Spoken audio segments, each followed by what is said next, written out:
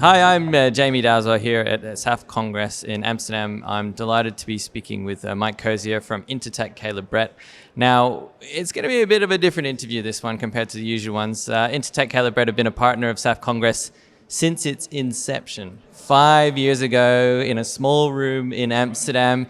And obviously delighted to see you here again 5 years later. We must be doing something, right? SAF Congress for us has been, I'd probably say, one of the best events in Europe. I know you guys have expanded globally ever since, but it is a fantastic opportunity to sponsor your event here and to just get to know as many of the people as possible in this industry.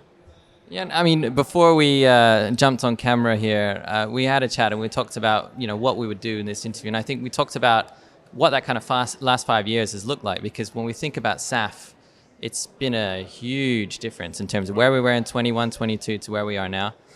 I'll begin with SAF Congress. I mean, you talked about obviously our global expansion. So, I mean, you and I probably stood in a room with about 150 other people, I think, in a small hotel in Amsterdam. And this year we're celebrating 925 attendees at the Beurs van Berlage, which is a beautiful old building, the old stock exchange in the Netherlands. Obviously, in those years, we've seen a huge change in the SAF industry. This event has grown alongside those changes, where it was a smaller market, SAF was a new buzzword. Now it's part of public consciousness, I would say, as well. So for us at SAF Congress, we're obviously delighted to have been able to expand to just about every region globally with a brand new event this year in China as well. What's the Intertek Caleb Brett journey look like over that last 5 years, specifically when it comes to SAF and renewable fuels? I mean, for me, we have been growing nonstop.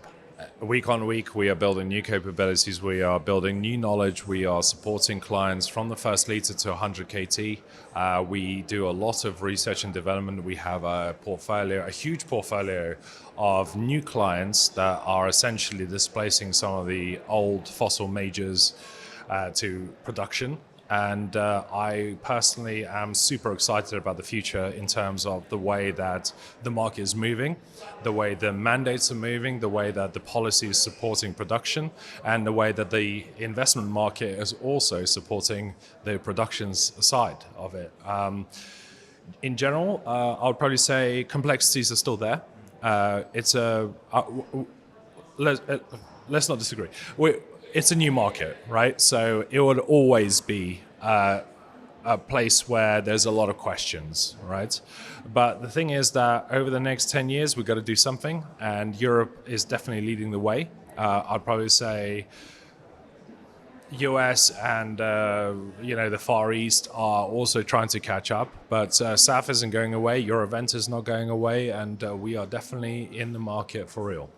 Yeah, it was really interesting. This morning we saw a SAF market outlook report, and they did a benchmark compared with more or less 12 months ago. And I was really pleased to see a lot of green ticks in terms of where demand is going, where production is going as well.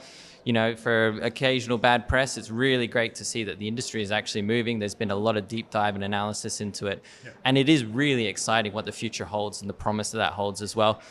We've pivoted from predominantly focusing on bio-based SAF to now looking really intensely at e-fuels and e-SAF as well, because there's a lot that needs to be done, just as you said, just in the next 4 to 5 years. And so I think we're going to see a huge scale up and a lot of exciting developments in the industry. Absolutely. And I'm sure that we'll see the same on the Intertek side as well.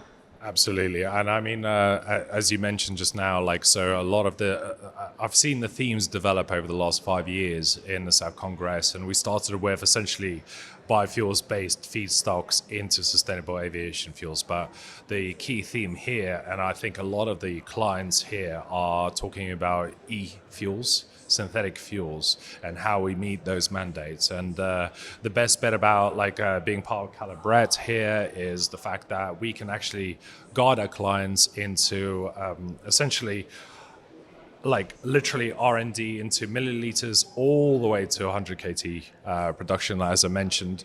And I personally feel that the pressure is on globally in terms of mandates. You will see your event get busier and busier most of the time. And I will probably assume that in terms of basically the networking that we are doing here and what we are trying to create together in terms of thought leadership around sustainable aviation fuels is unmatched in any global sort of theater that I've seen before. That's brilliant. And I mean, you took the question out of my mouth. I was going to do some crystal ball gazing and say, where are we going to be in 5 years' time when it's the 10th anniversary of SAF Congress? And I think you just answered that question for me. Mike, it's been a pleasure speaking with you today. Thank you. Thank you.